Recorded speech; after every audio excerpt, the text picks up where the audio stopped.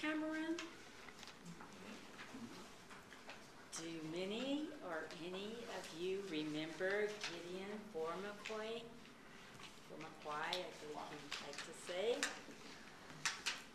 Gideon was a good friend of mine and still is, although he's not in an area right now. Cameroon is a small village in South Africa where Gideon was born and raised. Gideon honored me with an invitation to join his girlfriend Pamela and about 200 friends on a trip to Cameroon. On August 22nd, 2009, I got in my car and I drove the 2 3/4 miles to the Holiday Inn in Sparks, Nevada to enjoy a Cameroon cultural night. It was an experience I will cherish for a lifetime. As I entered the room, I was impressed with all the beautifully dressed attendees in the native outfits from different villages in South Africa. I joined the table of 8, including my friends John and Minda, as planned early at a Toastmaster training. There, as one of the hosts and the MC for the evening's events, Gideon took the audience on a virtual verbal tour of Cameroon. He painted beautiful word pictures of the culture and the country. I'm half Portuguese and half Finnish, so I beamed when he told how the Portuguese discovered Cameroon.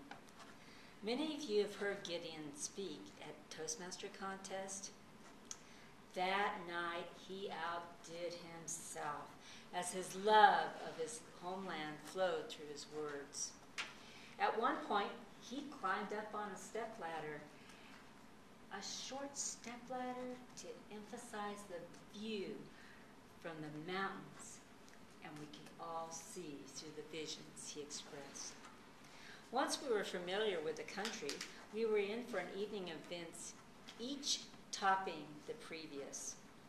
A reverend gave a short speech telling how the children of Cameroon had a library, but few books to read. The shelves were almost bare. The money earned at the event would go to help buy books for the children who were eager to learn. During the evening, there was a quick auction and a quick break, with giving you an opportunity to buy some native crafts and coffee beans from Cameroon. During the opportunity to buy some items from the table, I purchased a small ceremony toasting corn. The evening continued with a fashion show by children, men, and women dressed in gracious, elegant attire. They looked like kings, queens, princes, and princesses. The men wore hats and caftans, which they called suits. They displayed how their sleeves would flip up for less formal wear. The women had modest but form-fitting, well-designed, and beautifully sewn outfits made in South Africa. Their headwear varied from scarves to tall, freestanding head dresses. The beautiful lady at our table explained it was the family's responsibility to teach the children how to wrap and form the headdresses. The footwear was dress shoes with square, long toes. The buffet dinner was a wide variety of African dishes prepared by the women. John gave me hints what the dishes might be as I took small spoonfuls of each item just to taste. The flavors were definitely foreign to my taste buds. Some items, although I thought I recognized the sweet potatoes with hot green chili peppers, fried bananas, hush puppy type bread, and a fish casserole with all the bones in it. One seaweed dish smelled so badly that I was sure it had to taste good. To me, it did not. The shish kebabs looked good, but did not taste like I expected them to. Seated at our table were another reverend and his daughter. His wife was one of the hostesses. The very young girl had a plate full of food and seemed to be enjoying every bite. The food was interesting. I was glad when John helped me out with a couple items off my plate. One meat he said was goat and delicious. I took a taste. I did eat the strawberries and grapes. I wanted to experience the food, and I did. Then a group of about 20 couples from various villages gave a fantastic demonstration of their native dances. The dances were flowing and spiritual. I totally enjoyed the music and the grace of the dancers. The stories they told as they danced were intriguing. Another dozen put on a short presentation of how a man from one tribe would ask for the hand of a woman from another tribe. The parents, siblings, aunts, and uncles did the bargaining for each. They brought gifts, trinkets, and foods to offer. The price kept going up from 12 chickens to 14 cows. Minda, who is from the Philippines, whispered to me her sisters were bargained for also. Her family had gotten a plantation for each of them.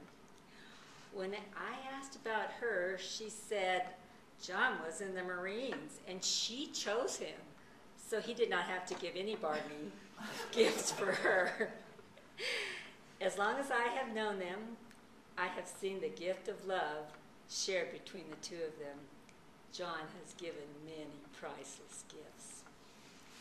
Later, the audience was invited to join the dancing with the music of their culture.